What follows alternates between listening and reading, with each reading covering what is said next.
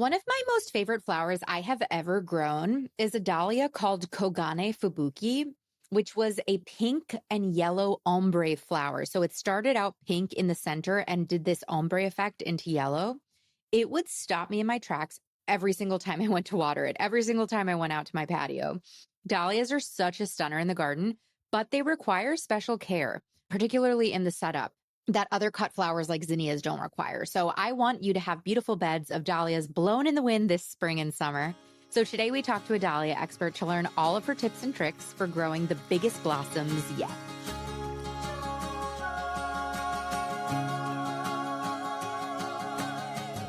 Welcome to the Growing Joy with Plants podcast, where we not only learn how to care for plants successfully, but how to simply and affordably use our plant babies to cultivate more joy in our lives by doing so. I'm Maria, former plant killer turned happy plant lady, author of Growing Joy, the Plant Lover's Guide to Cultivating Happiness, speaker, podcaster, and most importantly, your new best plant friend. On Growing Joy with Plants, you'll find conversations about houseplant care, gardening tutorials, and wellness through the lens of plants. Plant care is self-care on Growing Joy. Hello, plant friends. Welcome back to Growing Joy with Plants. I'm Maria, the host and your new best plant friend. If you're new here, I'm here to help you grow joy and care for plants successfully. And if you're a returning listener, welcome home. What an honor to be part of your plant parenthood journey. And like Anne, the founder of Dahlia House, today's interviewee says, to know a dahlia is to love a dahlia. I feel like growing dahlias is like a rite of passage for a gardener. But they can sometimes be a bit intimidating because they come in tuber form. And, you know, you're like looking at this potato-like tuber being like, what's going on here? How do I plant this? And so if you felt intimidated, whether you're a total beginner, whether you're someone who's tried dahlias once but wants to have more blooms, a better yield, today's interview is going to set you up for success this growing season. I'm joined by Anne from the Dahlia House, who I met at the Seattle Northwest Flower and Garden show. She is a dahlia expert. She is a dahlia grower who in today's conversation shares everything we need to know about dahlias from tubers to harvest, particularly a hack that I had never heard about for getting a longer vase life on a flower. I hope this episode sets you up for success and you learn so much about one of my favorite flowers. Let's dive in. Welcome to Growing Joy, Anne. I'm so excited to have you on to talk about one of my favorite flowers. I am so excited to talk about one of your favorite flowers, which is also one of my favorite flowers. Right. I mean, your whole business is called the Dahlia House. So I think you're probably going to win for who loves dahlias the most between the two of us. Let's be real. I don't know. Once you see a dahlia, you love a dahlia. To see one 100%. is to love one. So yeah, we can just tie. For sure. So I mentioned your business, the Dahlia House. Before we dive into the epic interview on dahlia care, how did you become the Dahlia lady? You know, I was a stay-at-home mom. I still am a bit of a stay-at-home mom, but I'm running a business now out of my home. And basically it's what the only hobby I could eke out while I was taking care of 4 little girls was to grow dahlias. And I moved to the Skagit Valley. I met my first dahlia. To meet a dahlia is to love a dahlia. Dahlias literally are my gateway drug to all of the other flowers that I now grow. But my neighbors called me the Dahlia House. And it was like such an honor. I would meet somebody on the sidewalk and they'd be like, oh, are you at the Dahlia House? And I'm like, oh, yes, I am. I guess I am. It was so sweet that they did that. But yeah, it was a hobby that turned into a business. And I have a couple other YouTube episodes and interviews on how my business got started. And it's a really good story that talks about how really awesome humanity is. So yeah, if your listeners want to find out about that, I can link those to this, or you can link them or whatever. I'll send you the links, but it's really sweet how my business got. Can we have like the 30-second high level? How did you go from just growing dahlias for fun and for your hobby to, did you sell them as cut flowers or did you always move into selling tubers? Yeah, I'll try to do this in 30 seconds. So basically we just gave flowers away. I helped out a lot at my kids' school. So we give them to the teachers. I divide my tubers every 2 years by taking them out of the ground, taking a straight edge shovel, which is not the way you're supposed to do it, but whatever. I had 4 kids and was busy. And then I'd share my tubers with the teachers, kind of got them addicted to dahlias. But the whole reason that my business started, I wasn't trying to start a business. Basically, I had something that can happen. It's pretty rare, but it can happen when you turn lawn space into garden space. And we had a bout with something called a wireworm. And I had been growing my dahlia collection for about 20 years, and they took out 95% of Oh, all of my dahlias, which was so much birthday money and yeah. so much time. And like, they were like my precious little flowers. So anyway, I was like, I'm going to start a business and so I can get some wholesale. I got them wholesale. There's like two big whammies to this. So I lost all my dahlias. I bought them wholesale. I sold out. It like the sale went fantastic. Then I got them from the wholesaler and some of them were diseased. And it's a kind of disease that can spread. And I was like, I had to cancel all of my orders basically. So I had like no dahlias for that season. That was super sad to me, but everyone was ridiculously supportive. And so I was like, oh, clearly I'm not cut out to do this. And my husband and my therapist and my customers were like, no, you're going to do this. You're doing it. So I was like, okay, you guys, I'll do it. And one thing led to another. And here I am.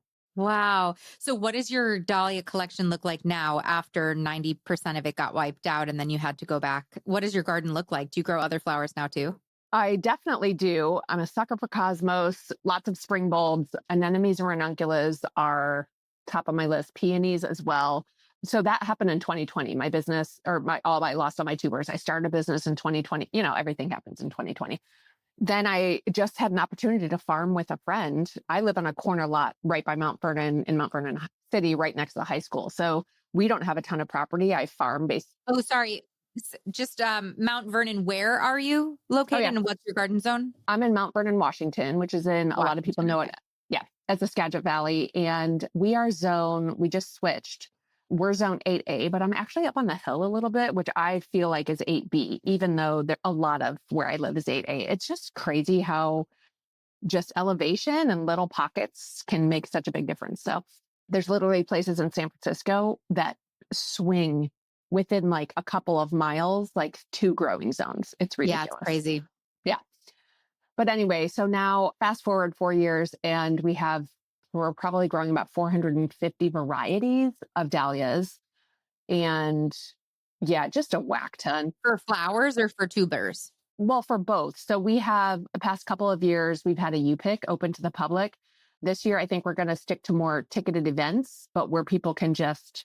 Cool. It's ridiculous. If you have never walked through a dahlia field, like I wish everyone can at least once in their life because it's like unreal.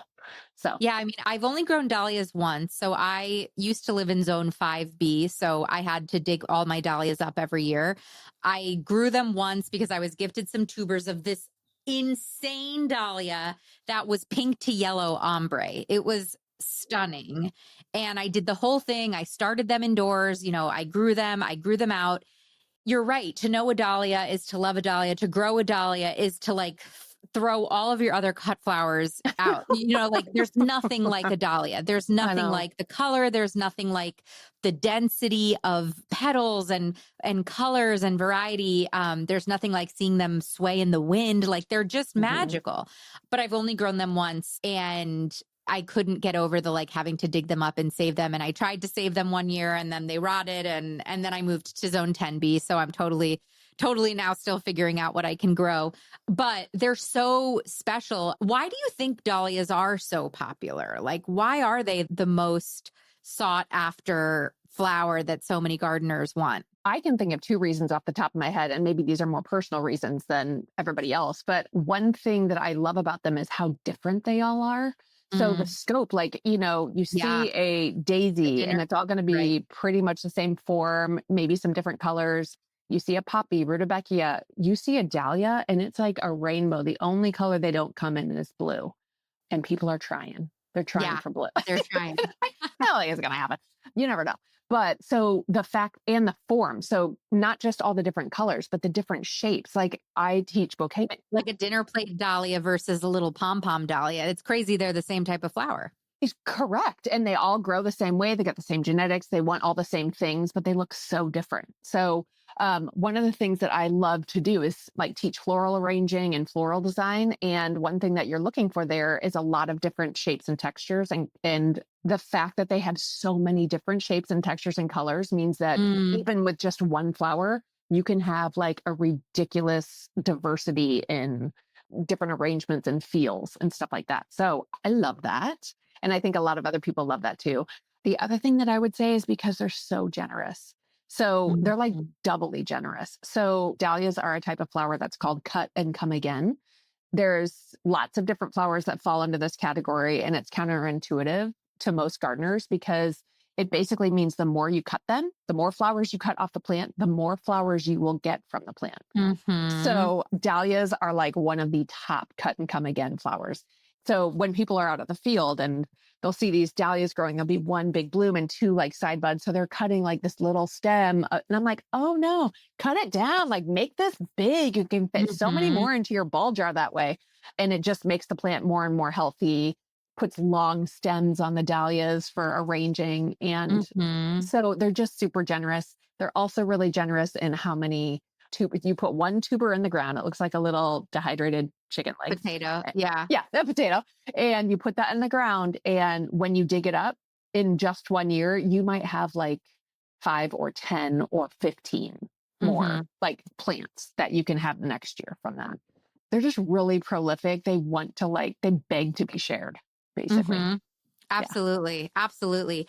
So they're very generous and a little high maintenance for some people who are like me coming from a zone 5B. So can you walk us through what we need to know about how to grow dahlias? Maybe we have listeners who have always wanted to grow them. You know, this is releasing in April. This is good time for people to start thinking about their dahlias for most of the zones. Not me. We're taking me out of this conversation in 10B. What do we need to know with dahlias? Because it's not a zinnia seed that you take out of the seed packet, you put in your grow bag, and it's going to give you a flower in a couple of months. There's a little more investment up front. There is. It really depends on where you are. I am lucky enough to be in the Pacific Northwest in a grow zone that like the ground doesn't ever have a super hard freeze, at least not like 6 inches down. So I left mine in year after year after year. And storing, when you take them out of the ground, you do need to find a good place to store them temperature wise and humidity wise. And I definitely have a hack for that. But a lot of times you end up losing some in storage. Even really good growers will project a loss for a certain amount of tubers that will either shrivel or just not make it well. And I was finding that around here, it's the same amount. If I left them in and didn't do anything with them, Mother Nature took almost better care of them than my basement. So, and then I didn't have to dig them up. So I can basically give you like the shoulds of everything, but I cut any corners that I possibly can because poor kids, keeping them alive and fed and watered, that was all I could do. If someone was going to die, it was going to be the plants. So let's go through the shoulds. But let's also keep in mind those of us who are coming out of a winter where we can't leave them in the ground. So say we order them from you or we go to our local garden center and we get our first dahlia tubers that come in the bag with, the scraps, like the shavings of stuff. What are the things that we need to know when we're receiving our dahlia tuber and wanting to pot it up? Okay. The first thing that I would say is actually a tiny bit backed up from that, in that a lot of the tubers that like big box stores will source, and sometimes even nurseries will source, will have come from Holland. And it's actually really important that you know where your dahlia tubers came from, because there's certain kind of diseases that dahlias can carry. It's not good for them. They don't thrive, but they also get that disease into your garden beds and it kind of spreads to other things. So you just want to make sure as you're sourcing your dahlia tubers that you're getting it from somebody who states like what their disease protocol is. And it's not hard to have healthy dahlia tubers. You just need to follow some steps. And that's the grower's job to know how to do that. So just make sure you know where you're getting your dahlia tubers from. There's tons of awesome farms online that you can do that from. So basically, you're going to get it. It's either going to, if you ordered it from us, it'll come to you at a time of year that is close to when you can plant it. So we can be shipping them to Southern California, Texas, places like that now, but we will wait to ship. If you live in South Dakota, you're probably not going to get yours till like end of April. So because they can't freeze. If they freeze, they just turn into mush and they're not viable anymore. So Yeah, when you get your dahlia tuber, if you're not ready to plant it right away, you can literally stick it in your fridge. You just need to keep it cool. So ideally between 40 and 50 degrees, but just make sure that it doesn't freeze. And you want to, if you're not able to plant it right away, just want to keep it cool and be checking on it to make sure that it doesn't rot or anything like that.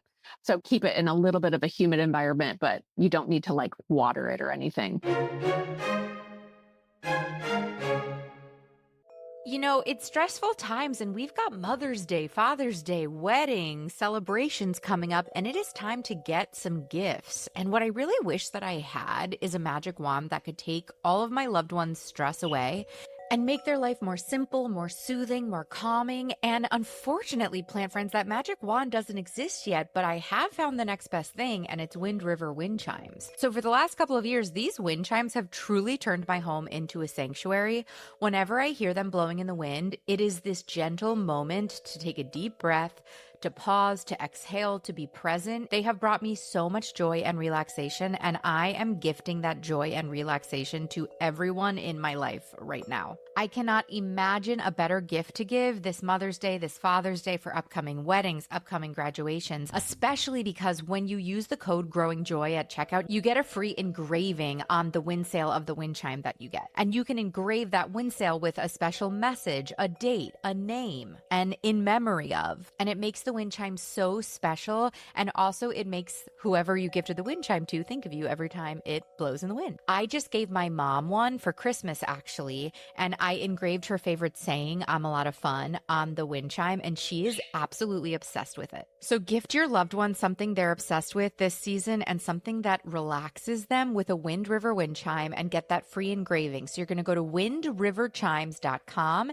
and use code GrowingJoy at checkout for your free engraving. It's a gift that is going to soothe the soul of whoever you're gifting it to. Once again, that's windriverchimes.com with code GrowingJoy at checkout for that free engraving. Another thing that you can do though is kind of start it up inside, which is what you were saying that you did with yours. So places that are really, really cold, their growing window for dahlias is shorter. So they don't have as much time to go from starting to bloom as say I do. I have like 6 months that the dahlias could grow for me. So if you don't want to babysit in the fridge, you can really start it up. You can pot it up if you want and put it in not necessarily a sunny window, but just somewhere where it's not going to get super baked. But the other thing that you can do, which I do, is I just get a grocery bag, a plastic grocery bag, and put a handful of soil in it. Maybe like put it under my kitchen sink and go just like that much water. And then throw like 1 or 5 or however many tubers of that variety I have. And I just let them sit in the corner of my dining room floor. And what that does is it basically says, hey guys, it's time to wake up. And it starts getting little feeder roots. It starts, you'll start getting little eyes that are sprouting. So you can do that for like 2 or 3 weeks and that starts to wake it up early. So if it's too cold outside to plant, if it's in your dining room, you're extending that time.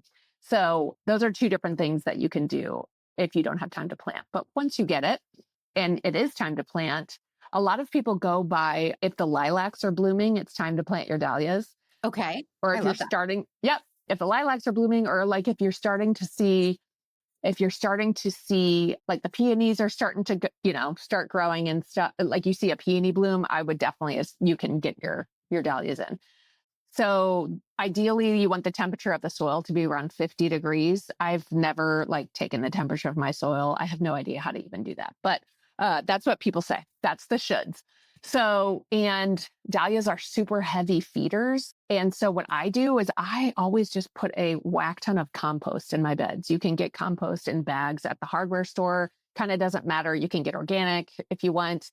And compost is basically like bigger chunks of things that are decomposing, and it acts as a slow release fertilizer. So I know that with houseplants, there's probably certain ones that you want to have a slow release fertilizer in there. And compost is the outdoor version of that.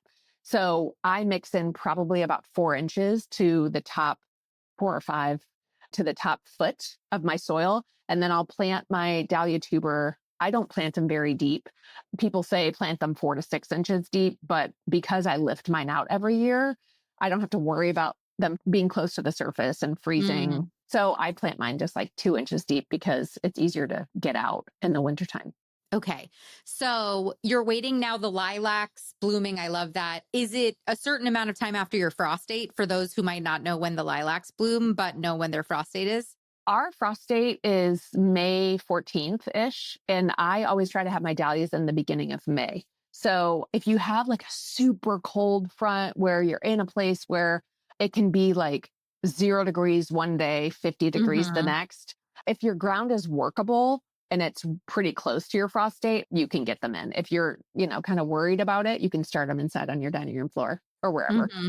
And just to get them going and then pop them outside when like, yeah, on your frost date, but usually you can plant them a little bit before then. And I know that there's a whole thing with the eyes of the dahlia. So when you're planting the tubers into the ground after you have 50-degree soil temps, is there a certain way that you're supposed to plant them in regards to the eyes?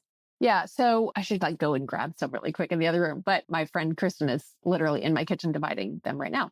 But basically, the tubers are long and skinny, or sometimes they're fat and long or short, or they come in lots of different shapes and sizes. But basically, when you plant a tuber and it grows, there's a main stalk that grows up, and that's what comes above the surface, and you get all your flowers underneath. Basically, it starts forming all these other legs, like these tubers, and each tuber, as long as it has an eye, is a viable tuber. An eye is where the stalk will grow the next year. So if a tuber doesn't have a eye on it, it's not going to have a stalk. It doesn't have a place to grow. So when you plant the dahlia tuber, ideally you plant it on its side. You plant it like this, and the eyes are always on the top of the tuber, the crown. And so ideally, I mean, sometimes they have an eye on top and on bottom, and that's fine. They just go down to come up. They will Yeah, find their way to the surface. they'll So find really, their like way. whatever way you plant them, they're going to be just fine. I mean, if you plant them upside down, like with the eyes like this, they will still be fine. Your tubers might be a little weird when you dig them up, but yeah, ideally you just lay it on its side with its eyes facing up, and yeah, it'll do great. And then the eye sprouts, the stalk goes up. Are you pinching your dahlias? Is there anything in terms of that, those first couple of months of your dahlia growing? Are there any great tips for ensuring as many blooms as possible? Yes, there's two big tips. The first I would say is if you have snails and slugs in your area, you're going to want to get something called Sluggo Plus, not just the regular Sluggo, it's Sluggo Plus. It's organic, safe for kids and pets. So it's totally safe to use in your garden. And actually, what I do is even before I plant my dahlias, so probably sometime in early April, I'll go out and do an application. It's sprinkled granules, and they last through the rain, so they'll last like several weeks to start to get my snail and slug population under control, because they love fresh dahlia sprouts. Mm, So that's like their favorite thing in all the lands. And then when you get the Sluggo Plus, you're also kind of helping prevent some of the bugs like earwigs and stuff like that that could give you some trouble later on in the season. So it's just a great product that I use every year. So I put Sluggo Plus down. I end up doing probably 2 or 3 applications. One definitely when I'm planting the tubers. And then some varieties you'll see pop up pretty soon. Some varieties take like a month before you even see them coming up out of the ground. And so I do a Sluggo Plus at time of planting, and then I do another one like 3 or 4 weeks later, just to ensure that there's some on the surface to protect my little tiny plants to come up. So and then the next stage is when they're about 8 to 12 inches high ish. I mean, that's when you're supposed to do it. I've whacked them when they're like 2 feet or like this big because I'm going on vacation. But anyway, you take the first 2 sets of leaves off your plant. And the reason that you do that is because when you do that, as a dahlia stalk grows, it's going to make like basically one stalk that will have flowers come off of it. When you take that main stalk and pinch it off, it basically makes 4 main stalks instead of one, mm. because it makes the way that dahlias grow is they have stalks coming out of leaf nodes. And so it takes the top 2 leaf nodes and makes 4 stalks out of them. And it also helps the stem length of the flowers. Then they kind of have to reach for the sky. They're a little bit more competitive. It makes their stem length much longer. You get literally at least 3 times the amount of blooms that you Wow. would. Yeah, it's crazy. So just to make sure I understand what you're saying. So I see the shoot start coming out, and the minute the first leaves that I see that shoot pop out, the first pair of leaves, I'm pruning back. Yes, but you need to wait until it gets to like 8 to 12 inches tall, because if you do it too soon, the plant is pretty fragile at that point. So you want to wait till its stalk is a little bit more hardy. You've got 8 to 10 inches, and you just take the top two, like there'll be the sets of leaves go like this and this and this. So you just take the top two and pinch it off. You can snip it off if you want. I just pinch it off. Oh, so you're saying the top two, sorry, because I'm thinking the first two leaves. So if you prune, then the stalk has no more leaves on it. You're saying let the stalk grow 8 inches, have several sets of leaves, and you're pinching the top set of leaves. Correct. The top like two set of leaves. So once you pinch those top two sets of leaves, there's still going to be a couple of leaves on the bottom of the plant. Exactly. Got it. Okay. Because then that's what's photosynthesizing to send out the new 4 shoots. Okay, cool. So then what? Are we fertilizing? Or do we just like sit back and let the plants do their thing? You sit back and let the plants do their thing. People will ask me like, oh, when do you ever get a month off? And I'm like, June. June is my month off. And they're like, what? I'm like, it's because the dahlias are in and they're just growing. Like they're pinched, they're growing, and I can leave town.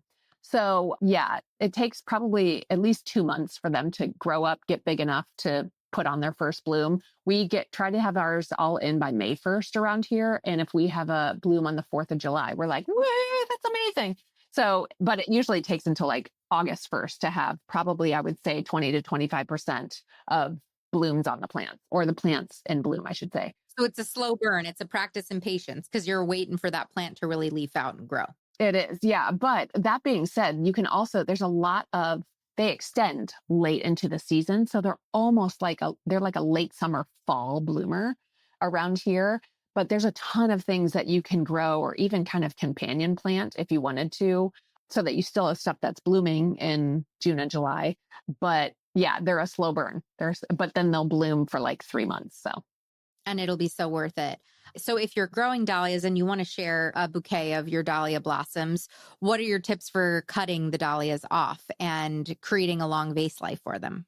I have one main tip for creating long vase life, and this is not just applied to dahlias. It applies to literally at least 90% of all other flowers. And it's something that my mom taught me when I was a kid, and I had no idea how right she was. But basically, I'll go outside and harvest blooms. It's best to not harvest them at like the hottest time of the day, because that's just hot on them and they can sometimes have a little bit of trouble. So if you live in someplace that's super duper hot, you might want to do it in the morning or the evening. But I'll just go out, I'll have a bucket of water with me, and I'll just harvest away whatever it is that I'd like. One, I strip the leaves off, because whatever leaves you leave on the plant is going to try to keep alive. So if you can get the leaves off, you're really just wanting the bloom, then that will help it extend its vase life. But the main thing that I do is, once I'm inside and I'm making an arrangement, I will basically, when I'm ready to make the final cut on that flower, I turn on my kitchen sink and I put the end of the dahlia, or the end of whatever stem, roses, ranunculus, whatever it is you're growing, and cut it underwater. You can also have a bowl of water sitting there and cut it that way. And basically it prohibits any air intake into the stem, and it just helps it get a big, healthy drink of water. And those blooms last usually twice as long inside. It extends their vase life. Yeah, whatever their vase life would be, they will last double that if you cut them underwater. So that's so interesting. I've never heard that before. I'm realizing we're into harvesting, and I forgot to ask you, when it comes to caring for your dahlias, what's the light that they need in the garden, and what are the watering requirements? That's a great question. So they need full sun. So they need at least 6 hours of sun a day. If you live in a place that gets like 100 degrees, they are going to need some afternoon shade, I would say, because that's really hot. And usually you don't want to, I'm just plugging this right now while I'm thinking of it. If you live in a place that's really, really hot like that, but will still sustain dahlias, usually you don't want to get the leaves wet when you're watering your flowers, but you can actually hose them off, like cool them off like they're your kids outside. And yeah, and you can get, just as long as the leaves have time to dry before the nighttime comes, because you don't want to make powdery or make a environment for powdery mildew. Yeah, if they can dry off, which in 100-degree weather, they will in like probably 30, 45 minutes, it helps the entire plant cool down, which is pretty crazy. And in terms of spacing, if I wanted to grow in a container, what size container should I put a dahlia in? And then also what spacing guidelines for if I'm growing in ground? Okay, that's a great question too. although I didn't answer the watering question. Oh, yeah. Sorry. I'm backing up. So, watering, they don't like to sit in a puddle. They don't need to be watered like sweet peas or ranunculus that need to stay almost consistently wet. Dahlias can like totally dry out. Their tubers are really good at keeping water. That said, they're not like a cactus. So, you will notice the leaves starting to get a little bit sad. And if you notice that, you definitely need to water them. Around here in the Pacific Northwest, where our dirt doesn't get super duper hot, they don't usually get baked. I give them like a good soak once a week. And sometimes, if it's really warm and pretty dry, I will water them twice a week. And it's much better to do just kind of like a big, deep soak and then stop than little soaks every day, if that makes sense. Okay. Yeah. So their roots establish and anchor them in because they're big plants too. Yeah. They usually grow between 3, unless you have a dwarf variety, they'll be between 3 and 5 feet tall. In terms of spacing, the closest that I space mine is 12 inches apart. When I do space them 12 inches apart, if you're going to do like a big long bed, there's 2 considerations that you need to think about. One is that, like we said, some of them grow pretty tall, and some of them, especially dinner plates, if you have a variety that has a really big bloom, they're going to act kind of like peonies and flop over because they're so heavy. So I do some sort of staking. Some people stake their individual plants or put a tomato cage around them or something like that.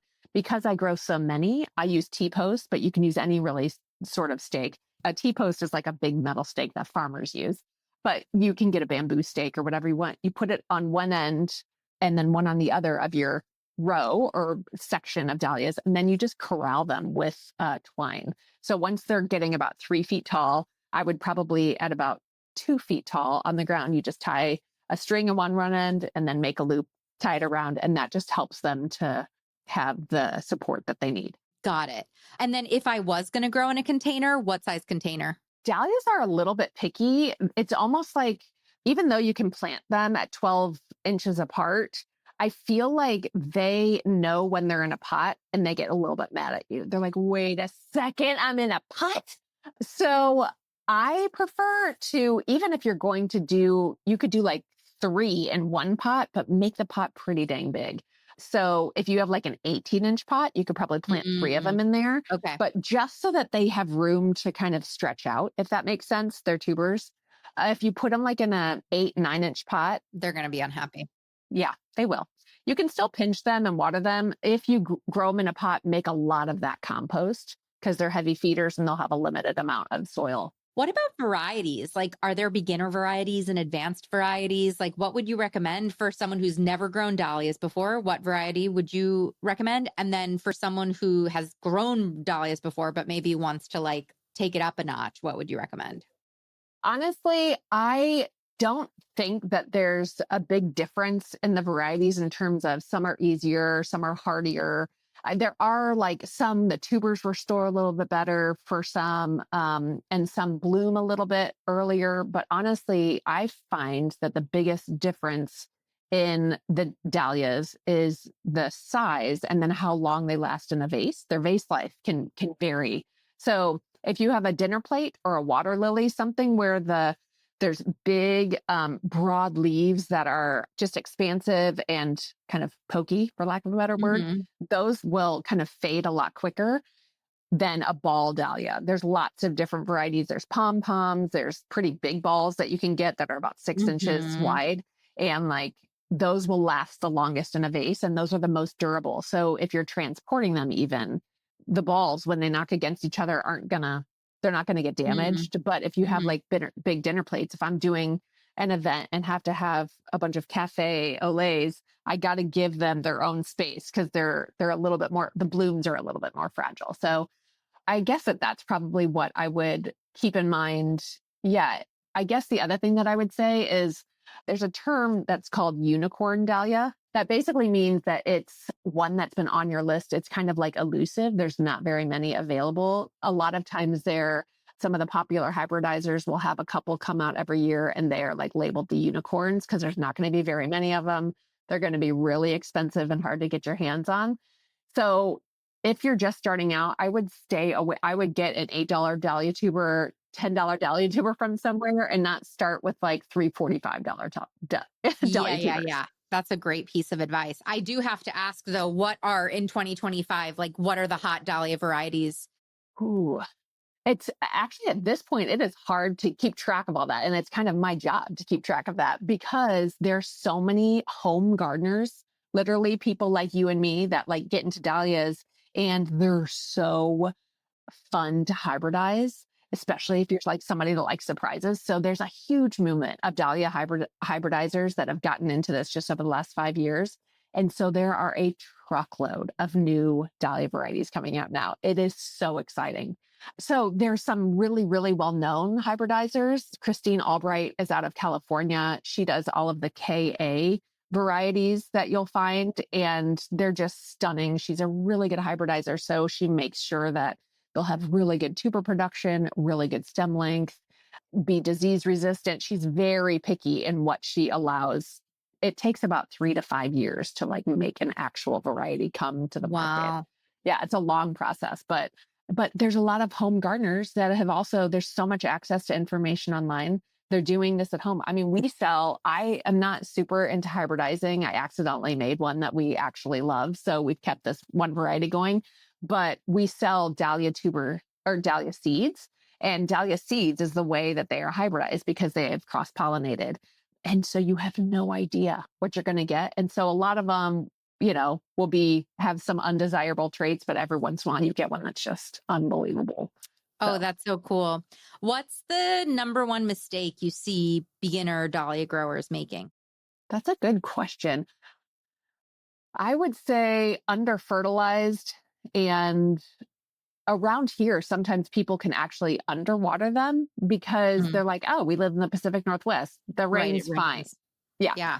But they need some water. So, but I think that like when I'm driving around, the biggest thing that I see is that people have planted dahlias or whatever in the same soil year after year after year without amending it with any organic material. And so it's just a white loaf of bread versus the multigrain, kind of a thing. So they're heavy feeders. And so You mentioned how you amend how you amend your soil with compost every year in the beginning of the year. Are you also going in and fertilizing your dahlias once a month in the growing season? What's your fertilization recommendations? I am a lazy fertilizer. So I just do a whack ton of compost. There's something called Calmaprig or Calmapro. I get it in a 50-pound bag. It's like white dust, but it's basically like a calcium fortification. And that basically helps your tubers to be a little bit more tough and to store better. So I can like send you a link to that. And I'm sure you can get it not in a 50-pound bag, but I always put that in the field as well because I find it adds a little edge to my dahlia tubers in storage. And then also at time of planting, when I get them in the ground, I do put a balanced fertilizer, something that's really low number. I wouldn't go anything over like 10, 10, 10 or 12, 12, 12, but I do apply that pretty generously so that it can soak in as the dahlia tubers are starting. So all of my fertilizer for them is just at time of planting. And I do those three things.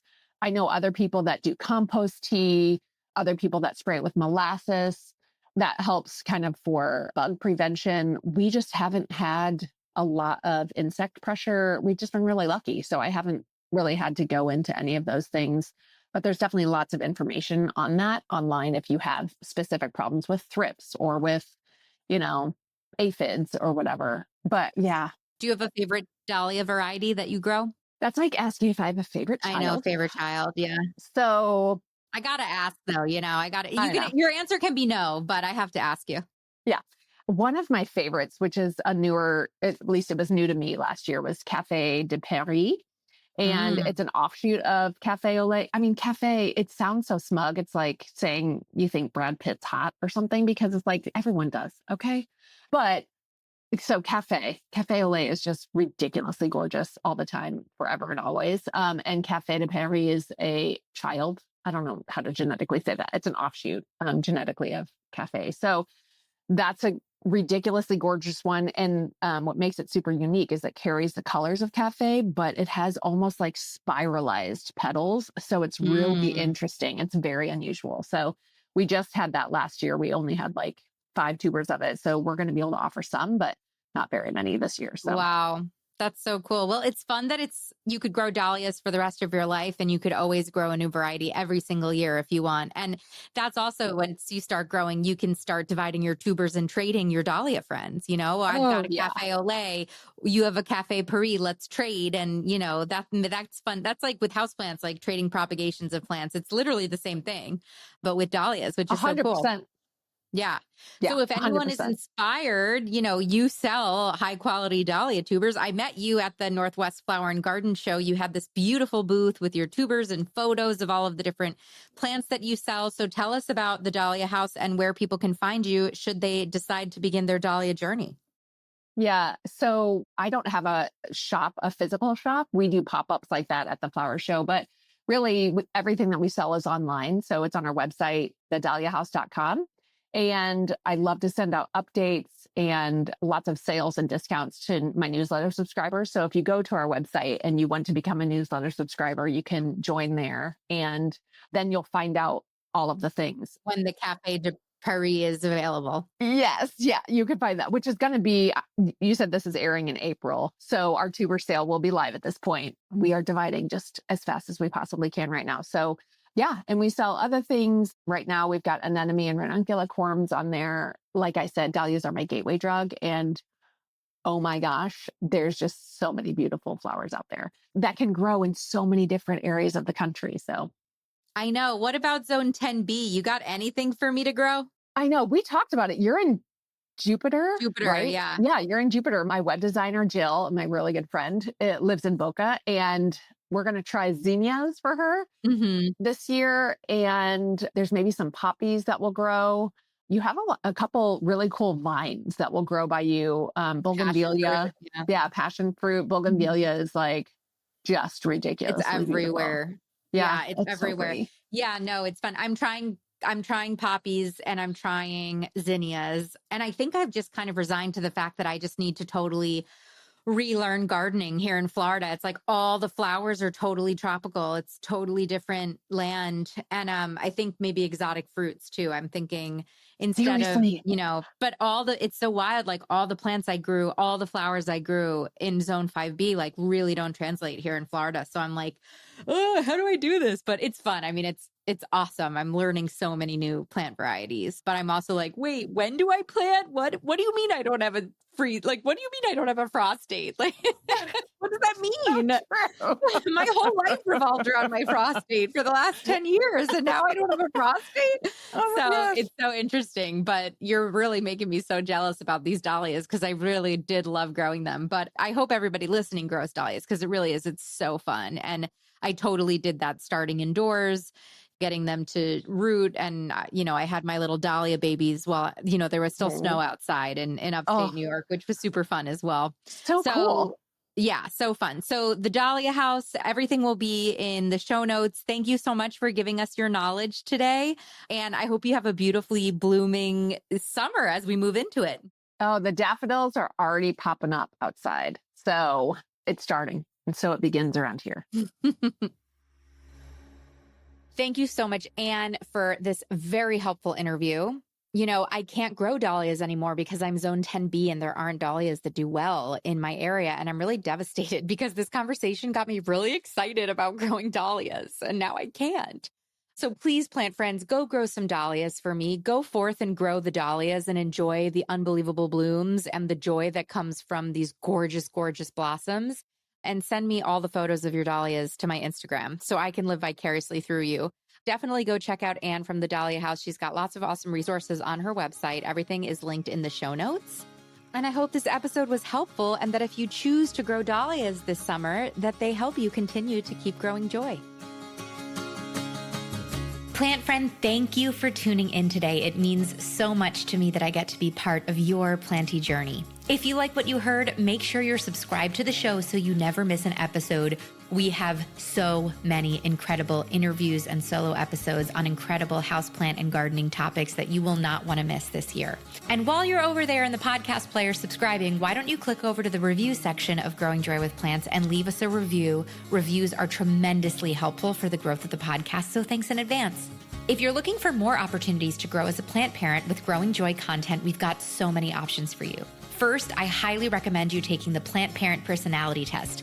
It's free, it's super fun, it takes 3 minutes to complete. At the end of the test, you're gonna get your plant parent personality profile and a curated list of plants, projects, and podcast episodes that are right up your alley, tailored just for you and your lifestyle, inspired by your results. The links are in the show notes. If you're looking to uplevel your plant parent game, I have so many free downloads on my website that I think could help you, like the Understanding Natural Light download or 9 different ways to green up your office space. If you'd like to support the show monetarily and help me bring the show to as many people as possible for free, you can head to our Patreon link in the show notes to learn more about our offerings. And finally, I invite you to come hang out with me and continue the planty conversation on social media on Instagram and TikTok. I'm Growing Joy with Maria. My DMs are always open if you have requests for topics or ideas for the show. Thank you again for listening. It is truly my honor and delight to help you keep blooming and keep growing joy.